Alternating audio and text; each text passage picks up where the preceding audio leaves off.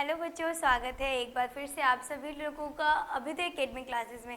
आज मैं आपके लिए लेके आई हूँ क्लास 11 का सेकेंड लेक्चर, जिसमें कि हम लोग पहले लेक्चर में क्या पढ़ रहे थे, ब्लड के बारे में जानकारी ले रहे थे ना, कि ब्लड में क्या क्या चीज़ें पाई जाती हैं, क्या क्या चीज़ें नहीं पाई जाती हैं, रक्त क्या होता है ना, ब्लड यानी रक्त, ठीक है। और वही रक्त के घटक के बारे में आज हम लोग यहाँ पे पढ़ेंगे। तो पहले तो मैं सभी लोगों को बोल दूँ, फिर से पेंसिल रबर कटर सब कुछ लेके बैठ जाओ, कि ये बहुत इंपॉर्टेंट चीज़ें हैं। इसके आगे आपके लिए बहुत ज़्यादा इंटरेस्टिंग चीज़ें आज मैं लेके आई हूँ। मैंने पहले लेक्चर में आपको बताया था WBC क्या होता है, रेड ब्लड सेल क्या होता है, हमारा खून लाल क्यों होता है ना, ये सारी चीज़ें लेके आई थी ना। तो आज मैं उस चीज़ों को एकदम अच्छे से समझाऊंगी। मतलब ये भी होता है ना, प्लेटलेट सुना होगा कि यार उसका प्लेटलेट घट गया है, अब उसको बकरी का दूध पीना पड़ेगा, है ना। अभी कोविड का टाइम चल रहा था, जब कोविड चल रहा था तो उसमें डेंगू मलेरिया भी बहुत सारी चीज़ें ऐसे से फैल रही थी, है ना। तो उसमें प्लेटलेट्स की कमी बताई जा रही थी, बहुत सारे लोगों को बुखार आ रहा था, है ना। तो वो प्लेटलेट्स की कमी है क्या, प्लेटलेट्स होते क्या हैं, एक एक चीज़ को आज हम लोग यहाँ पे बारीकी रूप से पढ़ेंगे, जिससे कि आपको कोई भी दिक्कत ना आए, है ना। आप लोगों का भी मन करता होगा, अरे यार डेंगू कैसे होता है, अरे मलेरिया कैसे होता है, अरे टाइफाइड क्या होता है, हमें तो कुछ पता ही नहीं है ना, किस चीज़ से क्या बीमारी होती है ना, हमें तो कुछ पता ही नहीं है। लेकिन अभी हम लोग जब स्टार्ट कर रहे हैं तो एक चीज़ बता देती हूँ, सभी लोग ध्यान से सुनो। हम लेकर के आए आपके लिए क्या, पहला तो रक्त के घटक, मतलब कि हमारे पास रक्त के कितने पार्ट होते हैं, दिख रहा होगा आपको, प्लाज्मा और कैप्सूल्स। मतलब कि प्लाज्मा जिसे प्लाविका भी कहते हैं, और कैप्सूल्स मतलब कि रुधिकाणु, है ना। अब इसके बारे में हम लोग डीपली पढ़ेंगे, लेकिन यहाँ पे थोड़ा सा भी देख लेते हैं कि ये चीज़ें होती क्या हैं, है ना। जैसे कि जो प्लाज्मा होता है ना, पीले रंग का एक चिपचिपा सा पदार्थ होता है। कौन से कलर का होता है बच्चा, पीले रंग का एक चिपचिपा पदार्थ होता है, ठीक, पीले रंग का, है ना, पीले रंग का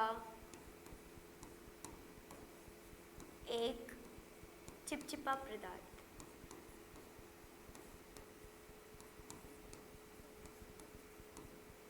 चिपचिपा पदार्थ, ठीक है।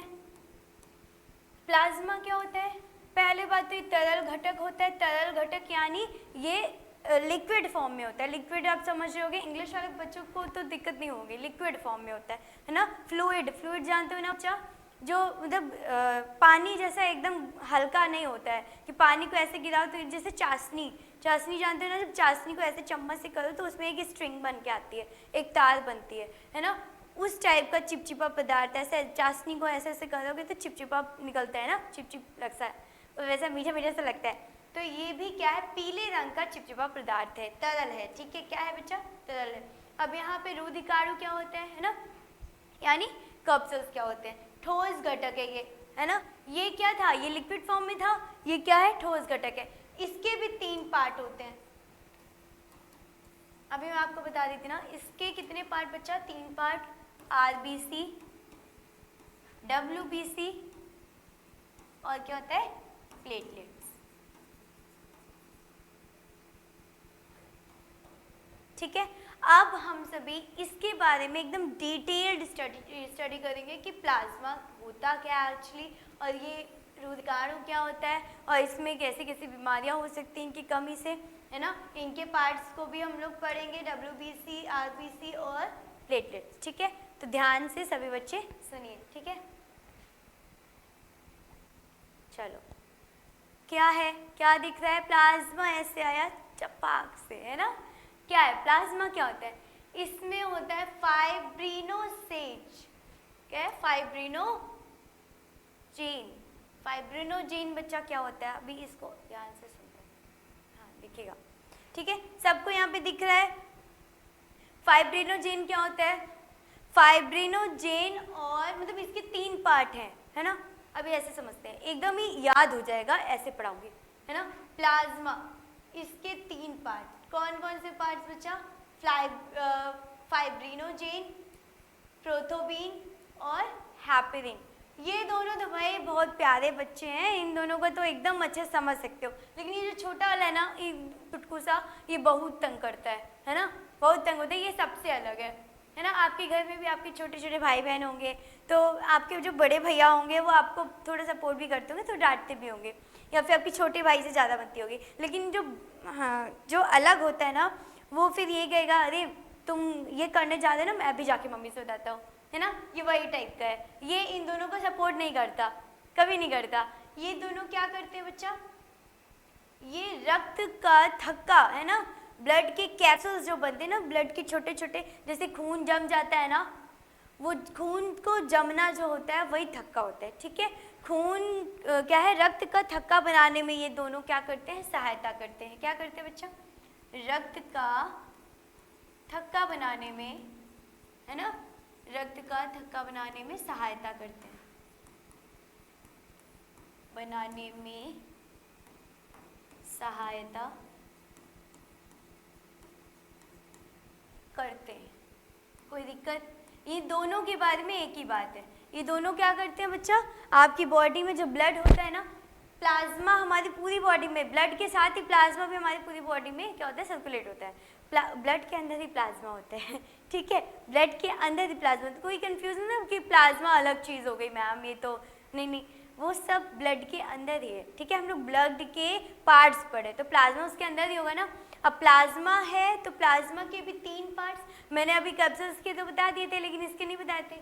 इसके ये 3 पार्ट्स होते हैं, और ये 3 पार्ट्स का अपना अलग अलग महत्व होता है। आपके जब आपको चोट लगती है तो खून ऐसे जम जाता है ना, जमता किस वजह से, ब्लड का थक्का इन्हीं दोनों की वजह से बनता है। लेकिन जो हेपरिन होता है ना, इसका काम इससे क्या होता है, उल्टा होता है।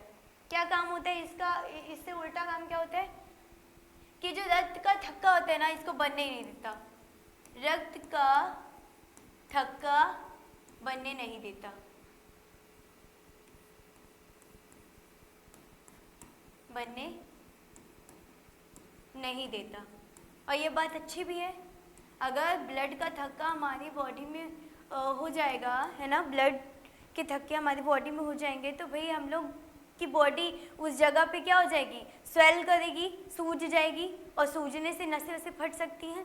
जैसे आप सभी हेपरिन में क्या होता है, इंजेक्शन देखा है, सुई, है ना, इंजेक्शन को ऐसे ऐसे निकालते हैं ना, उसमें से थोड़ा सा लिक्विड बाहर निकलता है ना।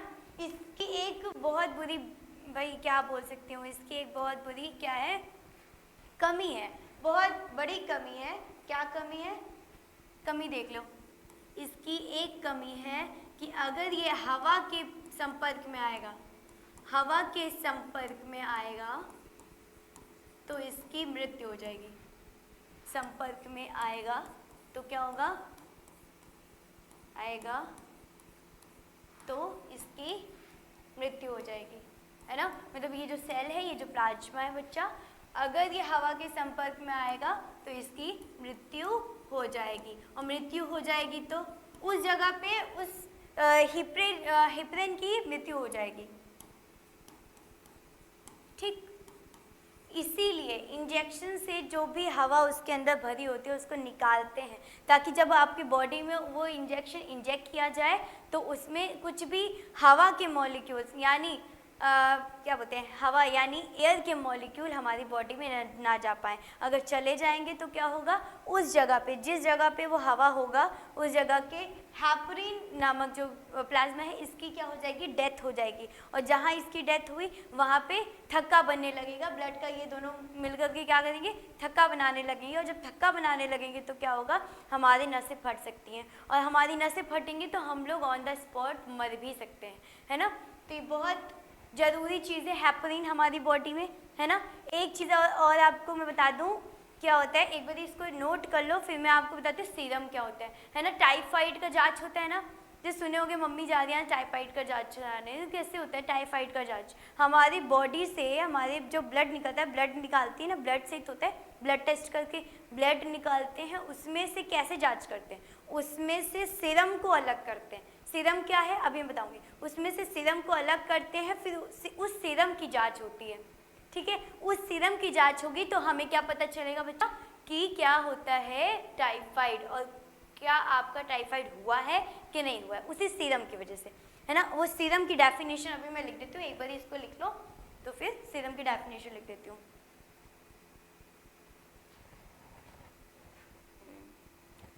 इसको क्लीन कर देते हैं ना, यहीं पे मैं लिख देती हूँ सीरम। सीरम क्या है ना, सीरम वह घटक है, यह वह घटक है जिसमें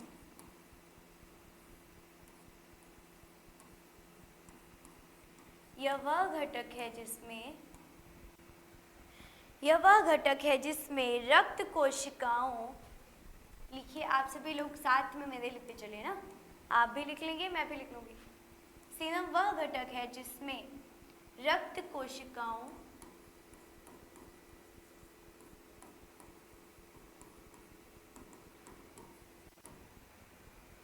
और थक्का जमाने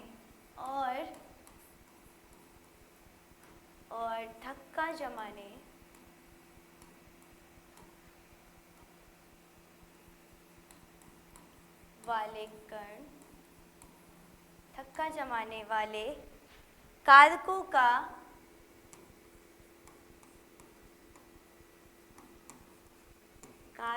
का पूर्ण रूप से, है ना, कारकों का क्या,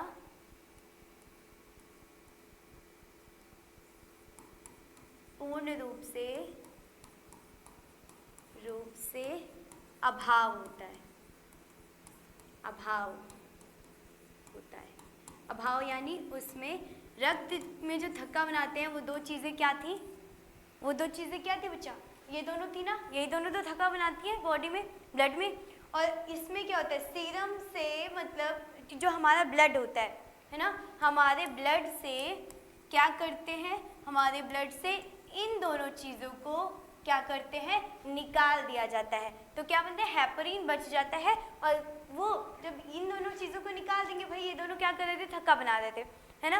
अब जब थक्का बनाने वाले नहीं रहेंगे, सिर्फ सीरम बचेगा, इसी को एकदम लास्ट में जो बचता है ना उसको सीरम कहते हैं। और यही सीरम जब बचता है बच्चा, तो ये क्या करता है, आप इसमें पढ़ लियोगे एक बारी, क्या है, वह घटक है, सीरम वह घटक है जिसमें रक्त कोशिकाओं और थक्का जमाने वाले जो भी कारकों, मतलब कि ये दोनों, है ना, दो कारक है ना, कौन कौन से, फाइब्रिनोजेन और ये क्या है, प्रोटोबीन है, ठीक है। ये दोनों जब चीज़ें नहीं रहेंगी तो क्या होगा, ये सीरम होगा। और यही सीरम को क्या करेंगे, अब देखो, अगर इनमें से ब्लड को हम लोग डायरेक्टली जांच इसलिए नहीं कर सकते क्योंकि अगर डायरेक्टली जांच करेंगे तो ये थक्का बना लेंगे, है ना। ब्लड के अंदर तो ये क्वालिटी है कि वो तुरंत ही जम जाएगा, है ना। और इसमें लगता है थोड़ा सा समय, तो इसमें से सीरम को अलग करते हैं और उसी सीरम की क्या करते हैं बच्चा, जांच।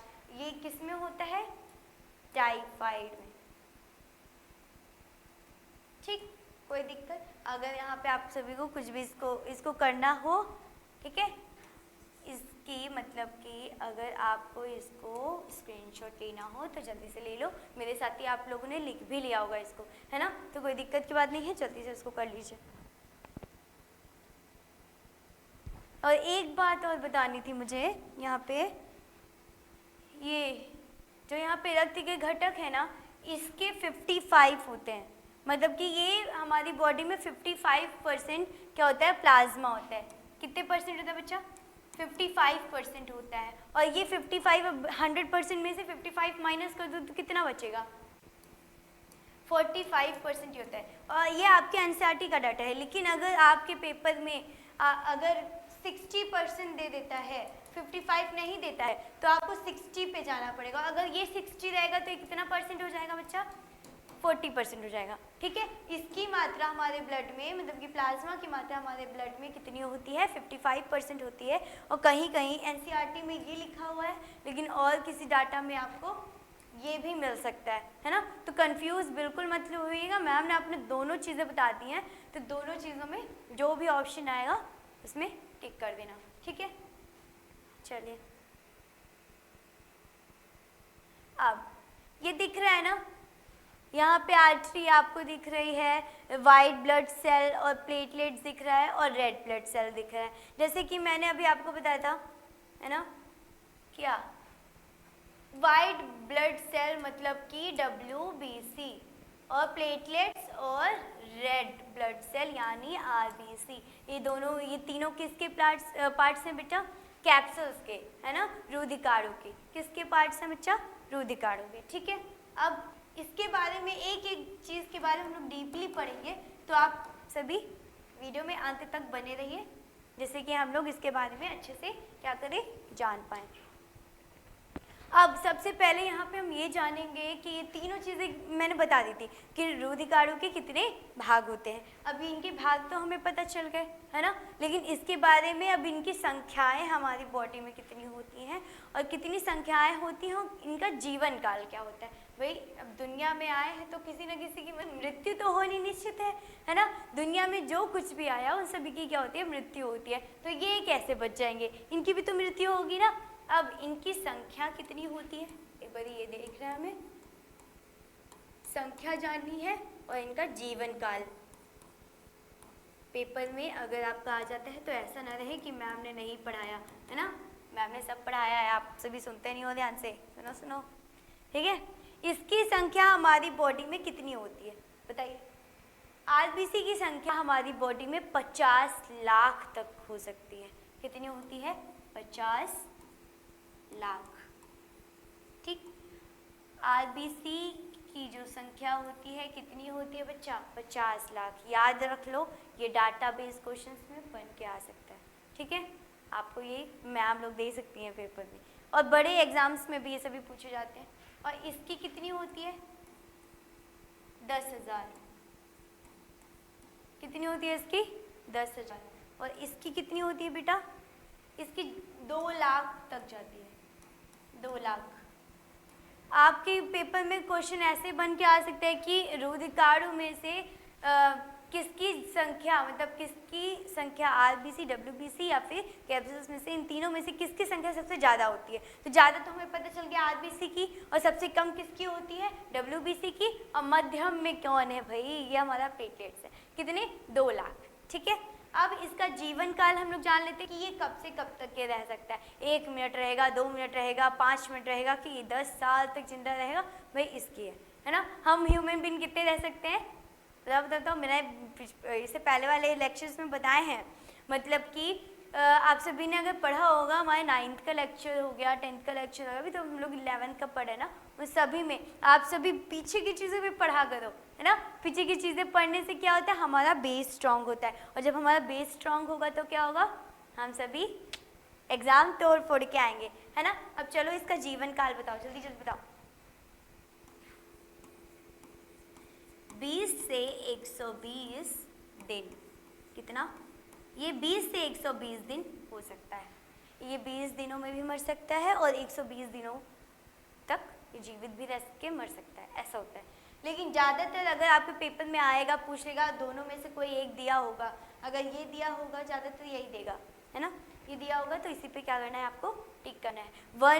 मतलब सही वैकल्पिक क्वेश्चंस में से आएगा, टिक द करेक्ट ऑप्शन आएगा, तो कोई दिक्कत नहीं। ठीक, ये हो गया। अब इसकी जीवन काल कितनी है, ये 4 दिनों तक जीवित रह सकता है। कितने दिन बेटा, 4 दिनों तक। ठीक, और ये वाला इसका कितना है, इसका 7 दिनों तक है। ये 7 दिन रह सकता है, ये 4 दिन रह सकता है, ये 20 से 120 दिनों तक जिंदा रह सकता है। यहाँ तक किसी को कोई डाउट? अगर आपको कोई भी डाउट होता है तो आप कमेंट में मैसेज करके पूछ लेना, ठीक है, कोई दिक्कत नहीं।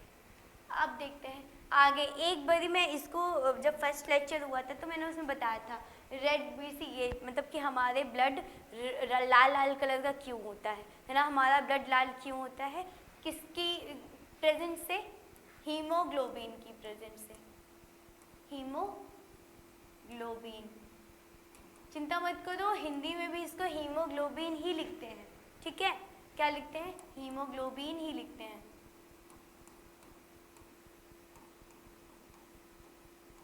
हीमोग्लोबिन ही लिखते हैं, ठीक है, कोई दिक्कत नहीं है। और वाइट ब्लड सेल क्या होता है बच्चा, वाइट ब्लड सेल जब हमको चोट लगती है तो वाइट में मैंने बताया था, जब हमको चोट लगती है सबसे पहले ना वाइट कलर का चिपचिपा पदार्थ निकलता है, वही है वाइट ब्लड सेल, ठीक है। और प्लेटलेट्स के बारे में तो अभी हम एक एक चीज़ इसके बारे में जानकारी लेंगे कि इसका आकार कैसा है, इसमें केंद्रक होता है कि नहीं, इसमें हीमोग्लोबिन प्रेजेंट होता है कि नहीं, या फिर इसकी कमी क्या है, इसकी कमी से क्या हो सकता है, आपको कौन सी बीमारी हो सकती है। बोलते हैं ना आरबीसी, इसके में खून की कमी है, इसके में ये है, इसके में प्लेटलेट्स कम हो रहे हैं, तो उसी चीज़ों को, ठीक है। चलिए हाँ आ गया ना। रेड ब्लड सेल, पहले तो इसका आकार जान लेते हैं। आकार इसका कैसा होता है, कैसा दिख रहा है यहाँ पे, बताओ बताओ बताओ बताओ। कुछ चीज़ें तो तुम लोग भी जानो, है ना। इसका आकार कैसा होता है, ये आपको गोलू गोलू सा नहीं दिख रहा, गोलू गोलू एकदम गोल गोल, तो इसका आकार क्या होता है, गोला होता है। इसका आकार कैसा होता है, गोला होता है, यानी गोल होता है। कोई दिक्कत, ये तो हमें ऐसे याद हो गया। और इसमें केंद्रक होता है कि नहीं होता है, बताइए। इसमें केंद्रक जो है हमारा क्या बोलते हैं, स्तनधारी जीवों में केंद्रक नहीं होता है। स्तनधारी जीवों में केंद्रक नहीं होता है। अगर आएगा इसमें कि रेड ब्लड सेल में होता है तो आप सभी क्या लिखोगे, स्तनधारी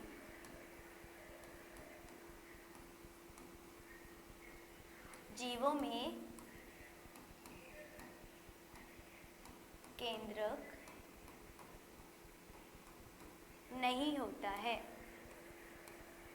नहीं होता है। ठीक, अब बताइए हीमोग्लोबिन, इसमें हीमोग्लोबिन होता है, ऑफ कोर्स होता है। इसी की वजह से तो हमारा ब्लड कैसा दिखता है, लाल दिखता है ना। लाल रंग का ब्लड यानी हीमोग्लोबिन उसमें क्या है, प्रेजेंट है। ठीक है, और इसकी कमी से क्या होता है, ये तो सबसे ज़्यादा इम्पॉर्टेंट है, ये तो पूछ लेता है एग्जाम में कि इसकी कमी से क्या होता है, एनीमिया होता है। इसकी कमी यानी रोग, कौन सा रोग होता है, एनीमिया। ठीक है, इसकी कमी से बच्चा एनीमिया बीमारी होती है। एक बार इसका स्क्रीनशॉट ले लो, फिर WBC के बारे में बताते हैं कि WBC क्या होता है। ठीक है, एक और चीज़, इसको ना आपके पेपर में कभी कभी ऐसे दे देगा, HB, इंग्लिश वाले बच्चों के लिए HB, ये इसका क्या है, शॉर्ट फॉर्म है। ठीक है, तो कंफ्यूज मत हो के आ जाइयो कि मैम HB दे दिया था, मुझे आया ही नहीं समझ, है ना। अब क्या है, WBC यानी वाइट ब्लड कैप्सूल्स क्या होते हैं। WBC अभी मैंने थोड़ा सा बताया ना। अब इसका आकार जानते हैं, ये कैसा दिख रहा है आपको, बताओ। इसका कुछ आकार है ही नहीं, हल्का हल्का सा गोला गोला सा दिख रहा है, लेकिन ये इधर इसके चंगू मंगू इधर से निकले हैं, कुछ इधर से निकले हैं। इसका मतलब इसका आकार क्या है, इसका आकार मतलब एकदम अनियमित है। क्या है, अनियमित। ये कोई आकार इसका हो ही नहीं रहा है ना, अनियमित है। ठीक, डायग्राम को मैंने कितना गंदा कर दिया ना, चलो डायग्राम भी देखते रहो, है ना। और इसमें केंद्रक होता है कि नहीं, इसमें केंद्रक, सॉरी, इसमें केंद्रक होता है। उस वाले में केंद्रक नहीं होता है ना, लेकिन इसमें केंद्रक होता है। ठीक है, इसमें केंद्रक पाया जाता है। और ये क्या है, इसमें हीमोग्लोबिन होता है कि नहीं। हीमोग्लोबिन से अगर खून लाल हो रहा है तो भाई WBC अभी मैंने बताया ये वाइट कलर का दिखता है, ट्रांसपेरेंट दिखता है, एकदम चमकीला चमकीला सा, इसमें कोई रंग नहीं होता है, तो क्या इसमें ये पाया जाएगा हीमोग्लोबिन, नहीं। WBC में हीमोग्लोबिन नहीं पाया जाता है। ठीक है, अब इसकी कमी से कौन सा रोग होता है, ये बहुत इंपॉर्टेंट क्वेश्चन है, इसको अच्छे से समझो, है ना। इसकी कमी से क्या होता है, ये रोगों से बचाव करता है। ठीक है, अगर इसकी कमी से मतलब अगर ये हमारी बॉडी में प्रेजेंट होता है, जैसे हमें चोट लग गई तो पपड़ी जम जाती है ना, पपड़ी जम जाती है ना, सबसे पहले वाइट वाइट कलर का कुछ निकलता है, यही चिपचिपा पदार्थ होता है। उसके बाद फिर क्या होता है, वो पपड़ी जम जाती है हल्की ब्राउनिश कलर की या फिर ब्लैक कलर की, है ना। वो पपड़ी इसी की वजह से जमता है, और वो क्या करता है, घाव को सुखाने में मदद करता है। ये घाव से रोगों से बचाव करता है। इसकी कमी होगी तो हमारा जो रोग होगा वो जल्दी ठीक नहीं होगा। और इसके कितने प्रकार हैं बच्चा, 2 प्रकार है। इन दोनों प्रकार को हम लोग अभी अच्छे से समझेंगे, तो अभी इसको इतना ही है, इसको देख लो। आकार इसका अनियमित होता है, अनियमित, अनियमित होता है, केंद्रक इसमें नहीं होता है, हीमोग्लोबिन भी नहीं होता है, और इसकी कमी से हमारे रोग ठीक नहीं हो सकते हैं। और इसके बचाव से, है ना, सॉरी, रोग से बचाव करता है ना। कई प्रकार के रोगों से ये बचाव करता है। हमें चोट लग जाती है, हम मतलब छिल जाता है कहीं पे भी, तो उन सभी चीज़ों से ये बचाव करता है। और इसके कितने पार्ट हैं बच्चा, 2 पार्ट हैं, और इन दोनों पार्ट को अभी हम आगे पढ़ेंगे। चलो, अब पहला पार्ट इसका क्या है ना। इसका पहला पार्ट है ग्रेनुलोसाइड, है ना। क्या है इसका पहला पार्ट बच्चा, ग्रेनुलोसाइड। बस इसकी ज़्यादा इसमें समझने की जरूरत नहीं है, आपके पेपर में उतना नहीं पूछता है, बस नाम अगर आएगा कि इसके कितने पार्ट्स होते हैं उसके नाम लिख दो, तो यही नाम आप लिख देना, ठीक है। क्या है, ग्रेनुलोसाइट में न्यूट्रोफिल होता है, इज़ोन्यूफिल होता है, बेसनोफिल होता है, ठीक है। अब ये क्या है, एग्नोसाइट, मतलब कि इसके 2 पार्ट होते हैं, 1 2, और इनके कितने बच्चे भाई, ठीक, मतलब कि उसके 2 बच्चे है ना। अभी हम लोग पढ़ रहे थे WBC के 2 बच्चे, और ये 2 बच्चे कौन है, ग्रेनोसाइड है और एग्रेनोसाइड है, और इसके भी 3 बच्चे और इसके 2 बच्चे, ठीक, दिख रहा होगा, दिख रहा है ना, कोई डाउट, हाँ दिख रहा है मैम, सब दिखता है, हाँ ठीक है। इस नाम आएगा तो नाम आप ऐसे लिख देना, और ये टी शेल होती है ना, लिम्फोसाइट, इसका नाम बहुत सुने होगे तुम लोग, है ना, ये लिम्फोसाइट होती है और ये टी शेल होती है। और मोनोसाइट क्या होती है, ये मार के खाने वाला होता है, मतलब कि हमारे ब्लड में जितनी भी गंदगी होती है ना, हमारे ब्लड में सेल्स वगैरह जो चीज़ें मर जाती हैं या फिर जो गंदी हो जाती हैं, गंदी चीज़ों को ये खा के ख़त्म कर देता है ना, उसको हमारे ब्लड को ये साफ़ करने में मदद करता है। क्या करता है बच्चा, ये हमारे ब्लड को साफ़ करने में क्या करता है, मदद करता है, ठीक है। कोई डाउट, यहाँ पे ये तीनों का आकार आकृति देखो, यहाँ पे एक बार पढ़ लेते हैं। न्यूट्रोफाइल्स, ज़्यादातर नाम ही देगा तो ज़्यादा चीज़ें इसमें पढ़ने के लिए नहीं है, लेकिन फिर भी आप सभी जानकारी रखिए क्योंकि आगे के लिए आपके काम आएगा, है ना, पढ़ने में कुछ नहीं होता।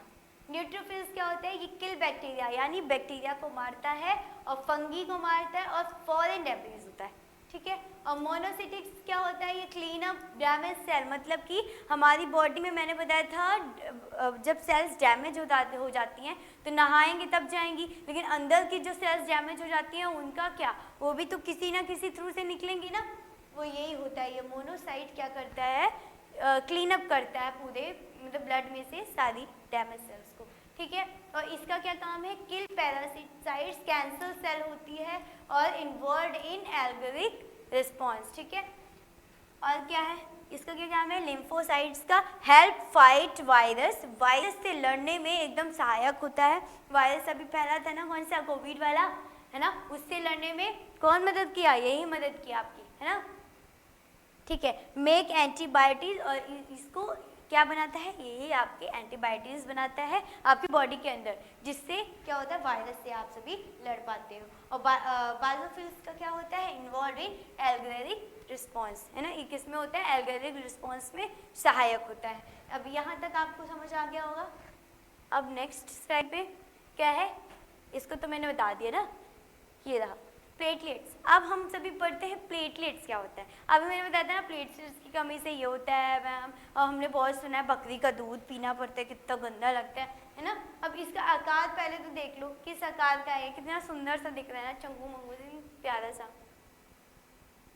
चलो इसके बाद ही लास्ट स्लाइड है ये, बस, है ना, लास्ट स्लाइड है, बस खुश हो जाते हैं, है ना। इसमें उत्तल लेंस होता है, ठीक है, इसका आकार क्या होता है, उत्तल लेंस का होता है, लिख लो इसमें।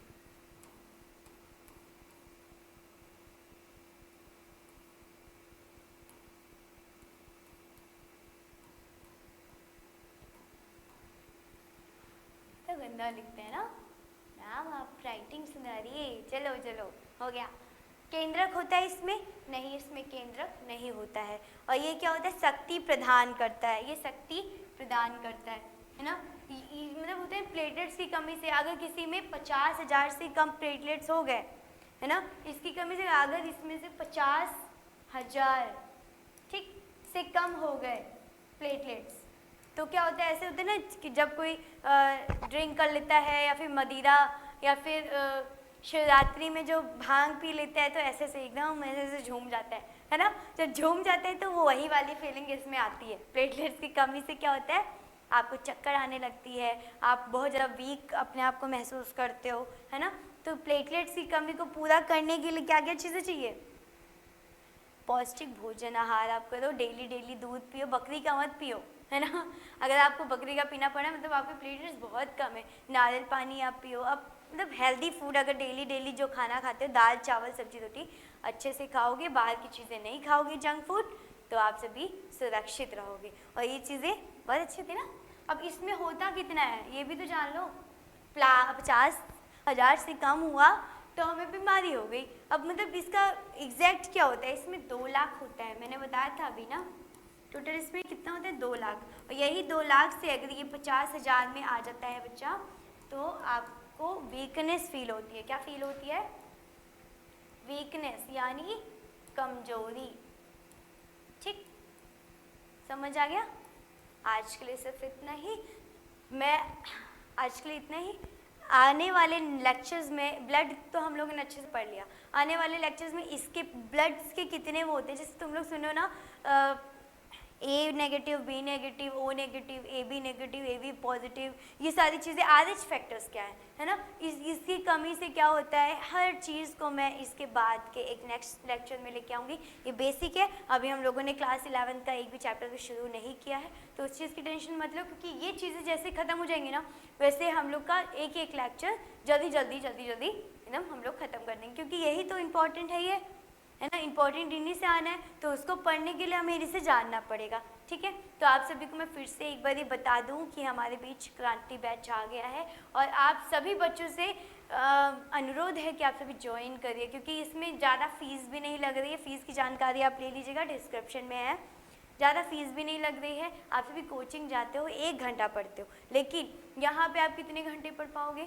हर क्लास की आपको 40 मिनट मिलेगी, नोट्स मिलेगा, प्लस क्वेश्चंस भी, मतलब एक चैप्टर ख़त्म होने के बाद क्वेश्चन टॉपिक्स भी मिलेंगे कि MCQ से कितने आ रहे हैं।